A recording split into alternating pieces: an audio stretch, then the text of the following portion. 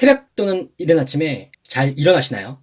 아니면 일어나기 힘드신가요? 이 데이브레이크만의 일찍 일어나기 위해 필요한 핵심 활동 3가지 소개합니다.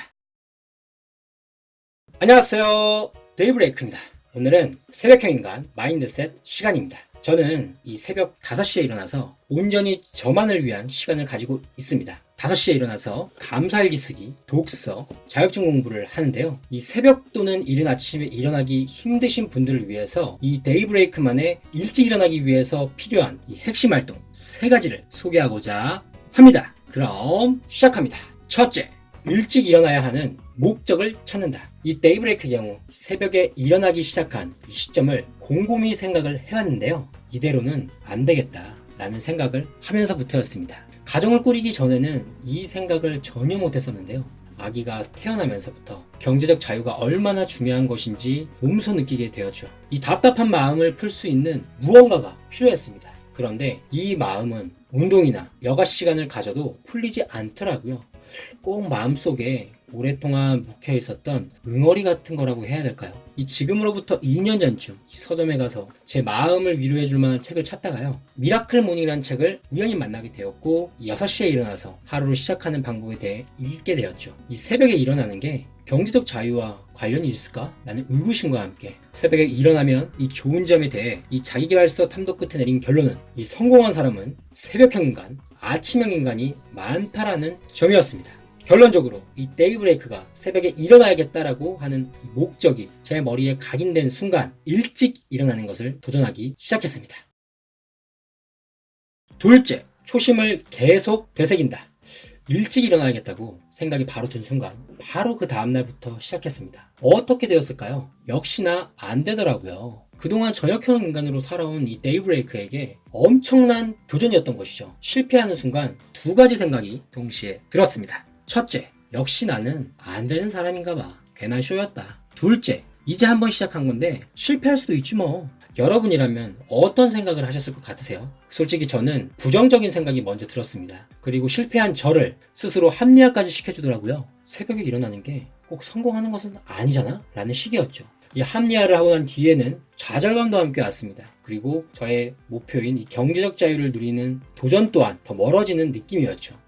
이때 우리 아기 얼굴이 생각났어요. 아기가 태어난 것을 처음 본 순간 제가 스스로에게 했던 다짐이 생각났습니다. 우리 아기는 나보다 더 행복한 삶을 살 수 있도록 환경을 만들어 주자.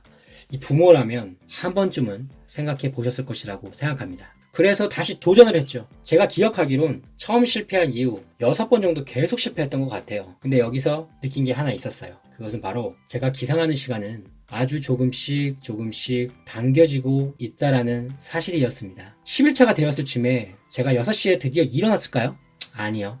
계속되는 실패에 제 마음은 만신창이가 되었습니다. 하지만 결국 2주가 되었을 때 처음 6시에 일어날 수 있었는데요. 그리고 2주간 마음고생한 제 자신에게도 격려해 주었습니다. 이 결과적으로 일찍 일어나야겠다고 생각했던 그 초심 그리고 그 목적을 잊지 않고 끊임없이 도전을 하면서 이 시행착오 끝에 성공할 수 있었습니다. 셋째, 이 습관이 될 때까지 무한반복하라. 이 시청자분들께서도 이 말은 많이 들어보셨을 거예요. 어떤 특정 행동이 습관화되기 위해서는 이 100일이라는 시간이 걸린다는 말이 있죠. 이 100일 동안 동일한 행동을 한다는 것 자체가 불가능하게 느껴집니다. 하지만 이 제가 올린 이 감사일기 3개월 후기 영상을 보시면요. 이 3개월간 일찍 일어나서 감사일기를 썼습니다. 우리 시청자분들께 이 감사일기 3개월 후기 영상을 보여드리기 전에 올해 제가 1월부터 감사일기 쓰기 훈련을 했다는 사실은 모르셨죠? 한번 보실까요? 1월부터 4월까지 꾸준히 감사일기를 썼고요. 이 4개월간 시행착오를 겪으면서 습관으로 만들었고 5월부터 7월에 이 감사일기 3개월 후기를 위해 꾸준히 써왔습니다. 이 3개월간 총 7번을 제외하고 모두 감사일기를 썼으니 습관이라고 해도 되겠죠? 지금도 감사일기를 꾸준히 써오고 있습니다. 어떠세요? 이 정리를 해보면 일찍 일어나기 위해 필요한 핵심 활동 3가지는요. 첫째, 일어나기 위한 목적을 찾아야 하고 둘째, 초심을 계속 되새기며 셋째, 습관이 될 때까지 무한반복을 하시면 됩니다. 어렵지 않으시죠? 여기서 잠깐 중요한 게 있는데요. 일찍 일어나는 것은 반드시 이 실행을 통해서만 습관이 만들어진다는 점 잊지 마세요. 궁금하신 점은 댓글 남겨주시고요. 다음 시간에는 일찍 일어나는 방법에 대해서 공유드리도록 하겠습니다. 우리 채널의 새벽형 인간 자기개발 부자되기 프로젝트 많이 사랑해주세요. 구독과 좋아요는 우리 채널을 성장시키는 긍정의 힘입니다. 감사합니다.